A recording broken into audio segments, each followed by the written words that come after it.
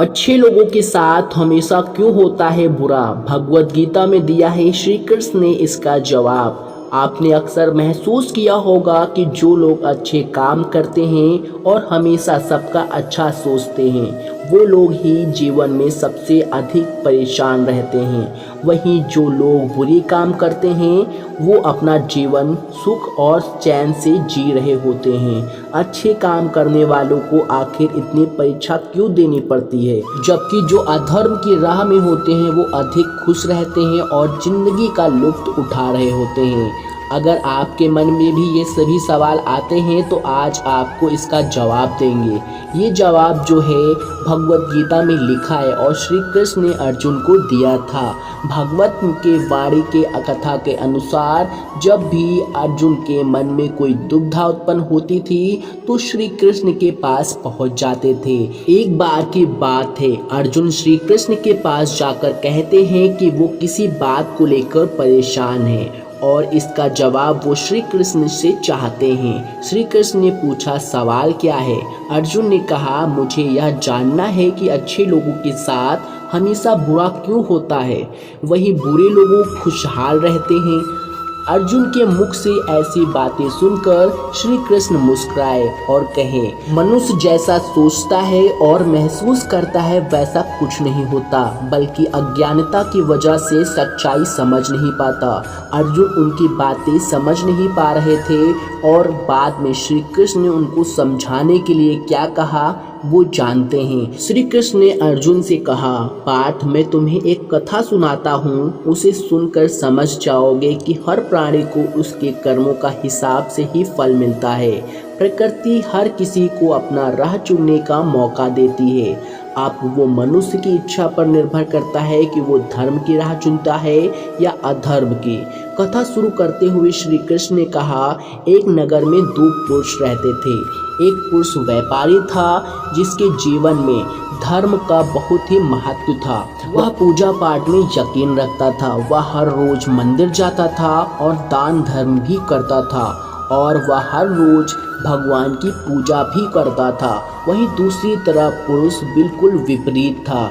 वह हर रोज मंदिर तो जाता था लेकिन पूजा करने नहीं, बल्कि मंदिर के बाहर जूते चप्पल चुराने। उसे दान और धर्म से कोई लेना देना नहीं था।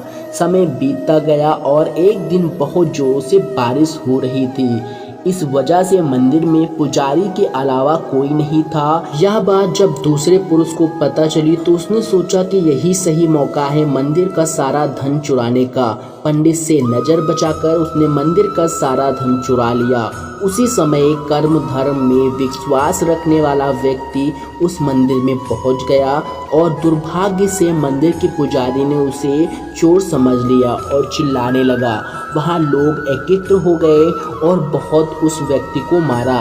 किसी तरह से वो खुद को बचाते बचाते वहां से निकल गया।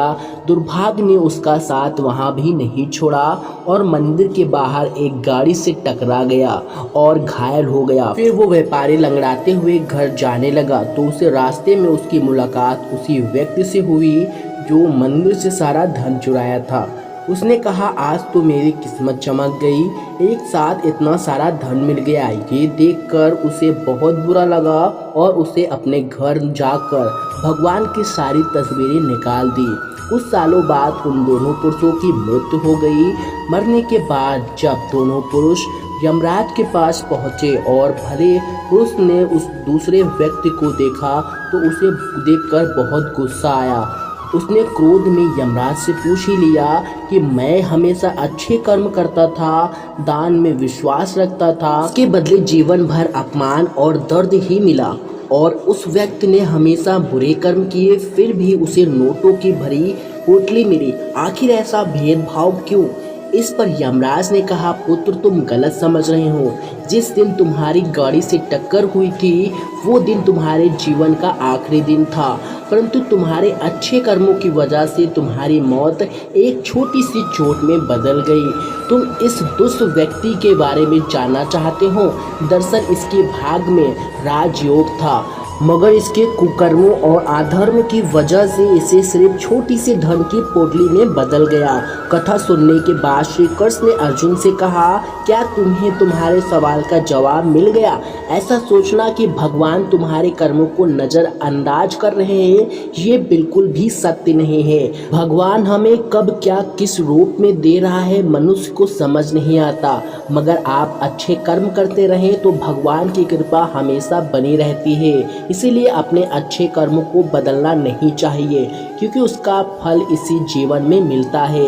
इसीलिए मनुष्य का फर्ज है वो हमेशा अच्छे कर्म करता रहे, क्योंकि श्री कृष्ण ने गीता में भी बताया है कि किसी के द्वारा किए गए कर्म बेकार नहीं जाते, चाहे वो अच्छा हो या फिर बुरा।